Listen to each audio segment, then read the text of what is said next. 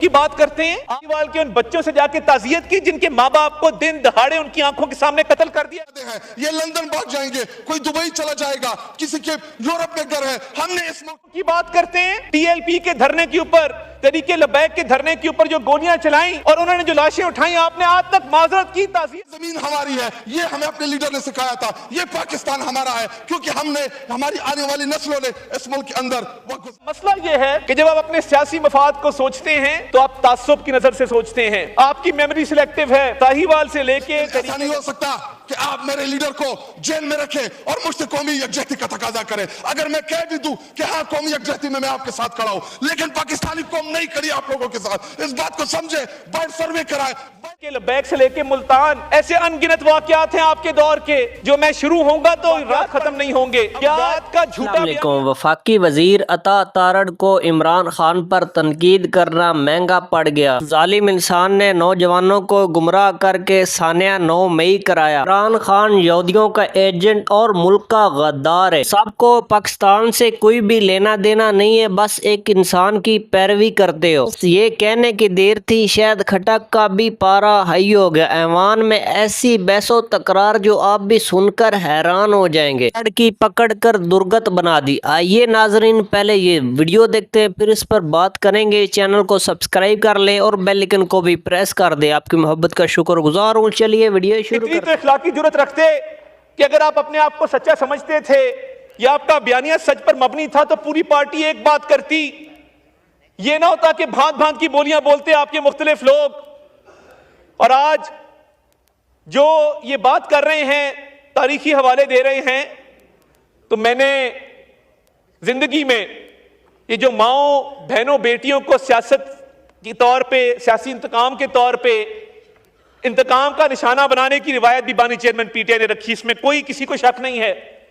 ये राना सनाउल्लाह खान बैठे हैं, आप पूछें कि जब ये जेल में थे इन्होंने कभी ना कोई तकाजा किया, ना कोई डिमांड रखी। दवाई तक मना की गई थी कि दवाई नहीं पहुंचानी है जेल के अंदर।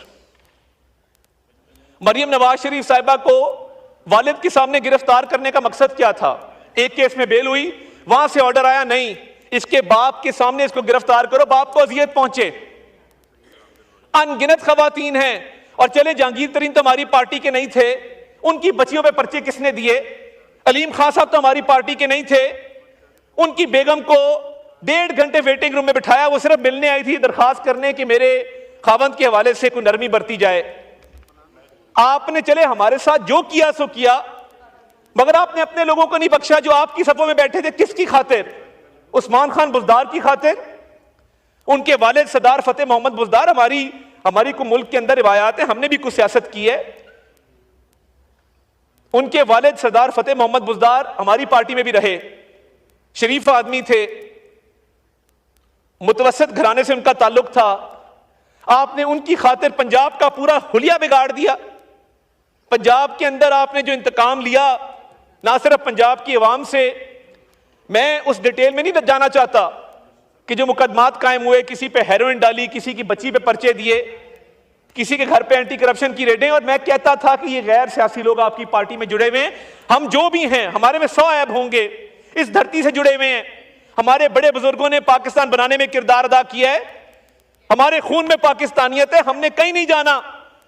वो जो शहजाद अकबर यहां बैठते थे या शहबाज गिल यहां बैठते थे, हम आपको कहते थे अली मोहम्मद खान साहब कि कल को आप यहीं बैठे होंगे और ये लोग भाग जाएंगे। ये लोग गलत मशवरे देते थे। और मैं ये बात भी ऑन रिकॉर्ड कहना चाहता हूं, और ये हमारे तक पहुंची कि एक मीटिंग में इनके एक बड़े लीडर ने इनसे हाथ नहीं मिलाया। इन्होंने कहा यही हाथ तुम फ्लोर ऑफ द हाउस चोरों डाकुओं से मिलाते, मैं हाथ नहीं मिलाता। ये तो उस वक्त तकब्बर था, गरूर था। ये तो उस वक्त एक सियासत थी इनकी कि गालम गलोच करो, इल्जाम तराशी करो, तोहमत लगाओ। ये पूरी फ्रंट लाइन, ये जहां उमर अयूब साहब बैठे, यहां से लेके अली मोहम्मद खान साहब तक, एक टाइम आया था ये पूरी फ्रंट लाइन खाली थी और ये सारे जेलों के अंदर थे। और जो पर्चे दिए गए एंटी करप्शन के तहत, नैब के तहत, नैब को जिस बुरे तरीके से इस्तेमाल किया गया, क्या तैयबा खानम की स्टोरी आपको नहीं पता? क्या उस वक्त जिस तरह तरीके से उसके खावंद को बुलाया गया, ब्लैकमेल किया गया, वजीर आज़म हाउस में रखा गया। मैं अल्लाह को गवाह बना के कहता हूं हमारे पास ना तो शहजाद अकबर की सीट पे कोई यहां पे मुशीर एहतसाब है, ना हम वजीर आजम हाउस से कोई ऐसी डायरेक्शन जारी होती है। जो प्रोसिक्यूटिंग एजेंसीज हैं, वो FIA हो, वो नैब हो, वो अपनी कार्रवाई कर रही है कवायद और ज़वाबित के मुताबिक। मैंने वजीर आजम को नहीं देखा कि वो मीटिंग करें और कहें कि यार आज ना इसकी टीवी उतार देते हैं, आज इसका हीटर बंद कर देते हैं। इस चीज का टाइम नहीं है, क्योंकि हम फोकस करें इकोनॉमी के ऊपर। हमारा शरह सूद 13% पे आ गई है, महंगाई 4% के ऊपर है। फॉरेन रेमिटेंसेज आप लोगों की कोशिशों के बावजूद 8.8 अरब डॉलर पहले क्वार्टर में, हमारे फॉरेन एक्सचेंज रिजर्व 12 अरब डॉलर के ऊपर हैं। अल्लाह ताला का फजल है, इकोनॉमी ठीक ट्रैक पे चल रही है। हमने कभी रोना धोना नहीं किया कि आप लोग क्या करते थे इस दौर में।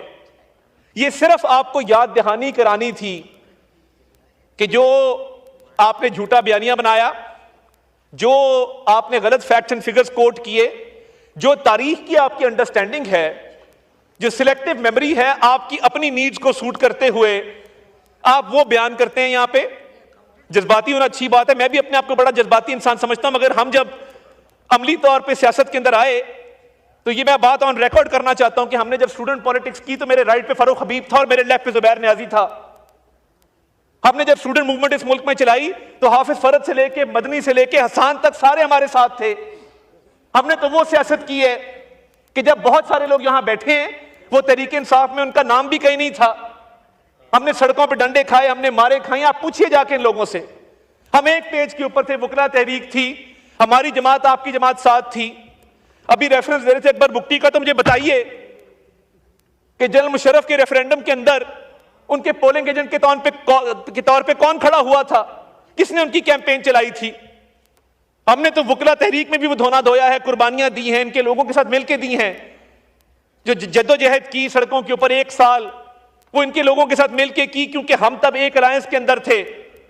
हम चाहते थे कि मुल्क का निजाम बेहतर हो, मगर जैसे ही इनके घर इक़्तिदार आया, इन्होंने आंखें यहां से उठा के यहां रख ली और उसके बाद टोका लेके चलाना शुरू कर दिया कि सियासी मुखालिफ को गाजर मूली की तरह काट डालो, सियासी वर्कर का इस मुल्क में जीने का हक छीन लो। ये तो कमजोर लोग हैं, कभी हमारी तीमारदारी करते हैं, कभी हमारे घर आते हैं, इनको गालियां दो।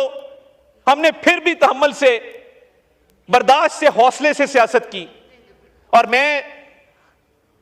मैंने जब अमली सियासत की, उसके बाद आपके ऑपोजिशन के दौर में मुझे पार्टी के अंदर भी यह कहा जाता था कि यह बहुत अग्रेसिव है, क्योंकि आपके लोग उस वक्त इख्तिदार में होते हुए जो जबान इस्तेमाल करते थे, जो उनके रवैये थे, उनको एक ही जबान समझ में आती थी, वरना अगर कोई प्यार से बात करे तो हम जान देने को तैयार हो जाते हैं। तो ये मत भूलिए कि आपका माजी क्या है और हमारा माजी क्या है। आज अगर एक अच्छी बात की है शेर अफजल खान ने, तो माहौल को थोड़ा सा बेहतरी की तरफ लेके जाइए। और ये मैं इत्तेफाक करता हूं अली मोहम्मद खान साहब ने जो कहा कि जब ये कैमरे बंद होते हैं तो बैठ के चाय भी पीते हैं, बगल गिर भी होते हैं।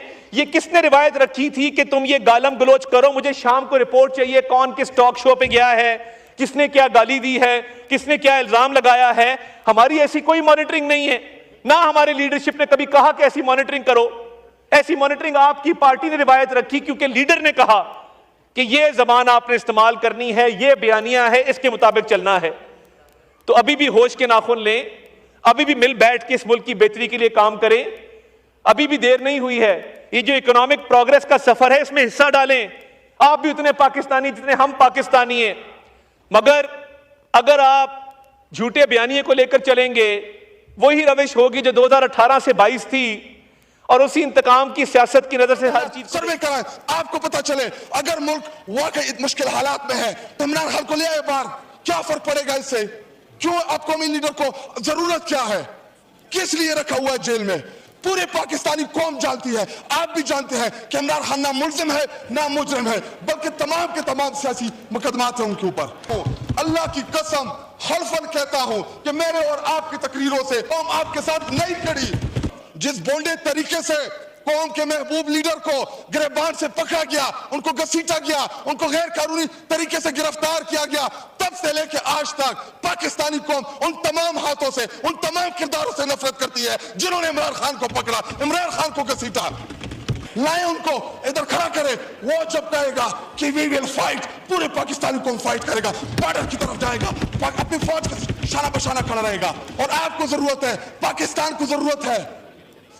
और इधर वजीर आजम ने जब तकरीर की, मोदी इंटरनेशनल दहशतगर्द है। मैं अलल ऐलान कहता हूं कि जो हमारे बच्चों को शहीद कर रहा है वो इंटरनेशनल दहशतगर्द है।